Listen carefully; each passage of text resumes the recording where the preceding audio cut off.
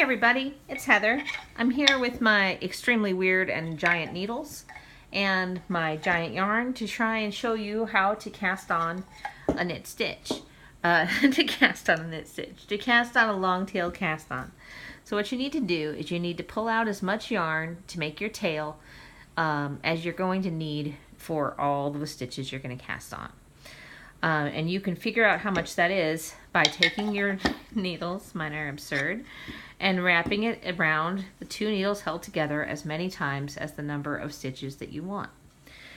Then put your finger there and hold it. Now this seems really long, but I'm only going to do about 6 stitches. What I usually do though is pull out as much as I think I need and then add 6 inches. And that seems to work well too. So make a slip knot.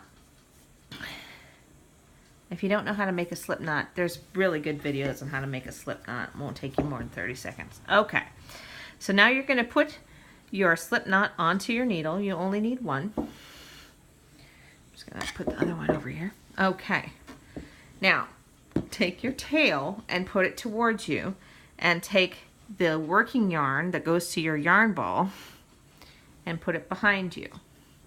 So I've got this one in the front and this one in the back. It's kind of hard to see. Now what you're going to do is you're going to take your fingers and make them into like a bird's mouth. You're going to take its beak and you're going to stick it between with your thumb on one side and your finger on the other side. Now you're going to open the bird's mouth, squawk, and tip your fingers this way. Now to take your other fingers, your 3 fingers that were not involved here, and just pinch them closed to let them hold that piece of yarn. Let me move this out of the way too. And now take this piece of yarn that's dangling and just let it slip in so your 3 fingers are holding both of the strands of yarn, and the rest of everything you have going on here is making a square. 1, 2, 3, 4 point square.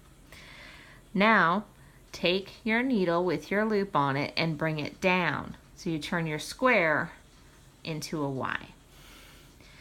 Now, since I don't need this piece of yarn at all, I can cover it up with my 3rd finger. So now I've got like the shotgun going here. I've brought this down, I've made a Y. I'm going to take the end of the tip of my needle. I'm going to stick it under the yarn that's going around my thumb and getting down to my fingers. I'm going to bring it, my needle is going to go up and over the only yarn that I can see, which is this other one. And you're going to pull it through. Okay, I'm going to show you again. You're going to go under here. You go over this one. And now you're going to pull it up and off. Now it's off. Now if I want to get rid of all this and tighten it up so it looks like a stitch, I just pinch my fingers back together and open my thumb up, open that bird's mouth up again. Bring it down, over, over, off, under, over, off. One more time. Under the one that comes from your thumb, over the one that comes from your pointer finger. And now, just like knitting, you're going to pull this loop through by just pulling it up, and you pull it, open the bird's mouth again. Now you really don't have to move your pointer finger again. It can stay in the same position.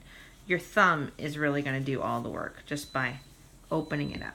Ah, great. Well, that means that my Instant Pot is done, so it's time for dinner, and now we've actually gotten all of our stitches cast on. So give it a try. Go slow, watch it a bunch of times, and you won't have any problems. And if you do have any questions, just put a comment, and I'll get back to you right away. Good luck.